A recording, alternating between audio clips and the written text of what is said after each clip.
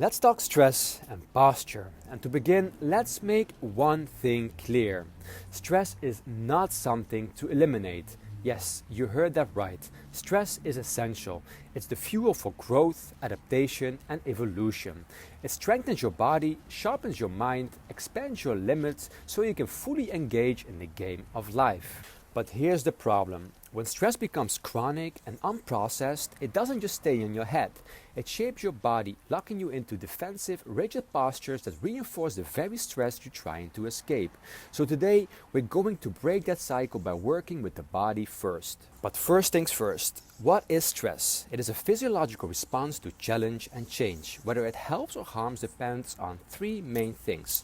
Number one, your stress tolerance, or in other words, your ability to carry stress versus the weight of stress itself. Number two, the duration of the stressor. See, short bursts can strengthen you, while chronic stress will break you down. And number three is your mindset. Do you meet stress with openness or rigidity? And here's where posture comes in. A collapsed posture with tight hips and rounded shoulders and shallow breathing keeps you stuck in a stress loop. While an open, mobile posture creates space, both physically and mentally, so you can process stress instead of being consumed by it. So, how do we shift this? We start by unlocking the tension already trapped in your system. And we are doing that with myofascial releases. See, before we focus on posture and movement, we need to address the deep layers of tension stored in your fascia, the connective tissue that holds everything together.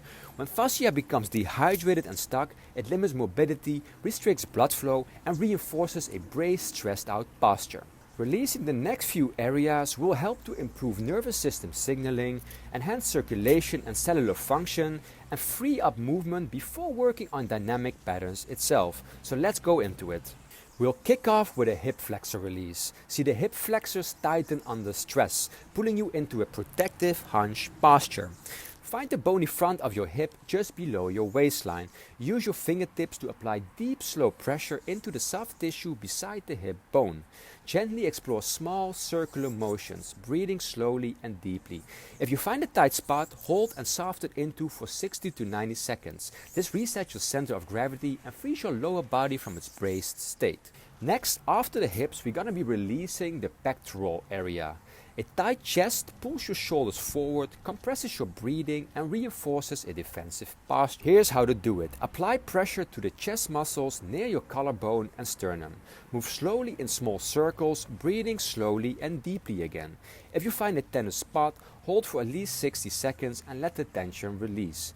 Opening the chest is a key for full expansive breathing, critical for shifting out of a stress response. Thirdly comes the upper back release, and we can do this laying down or against the wall. And see, the upper back is where tension also builds up from hours of forward posture and stress overload. And here's how to do it. Lie on your back and place a tennis ball between your shoulder blade and spine, or do this standing against the wall. Slowly shift your weight onto the ball, letting it sink into tight areas. Then move your arm overhead or side to side to enhance the release. Hold for at least 60 seconds, then switch sides. This counteracts a rounded, stress-out posture and restores balance in your upper body. So releasing stored tension is really the first step to breaking free from rigid, stress-holding postures and a fixed, closed mindset. But unlocking tension isn't enough, because how you move afterwards determines whether your body stays open and adaptable or falls back into old patterns. But first, give these releases a try for at least a week, on a daily basis, ideally in the evening with slow breathing. And then in part 2, we're gonna be looking at fluid movement. I hope you found some value in this video and to see you back for part 2. Thank you for watching.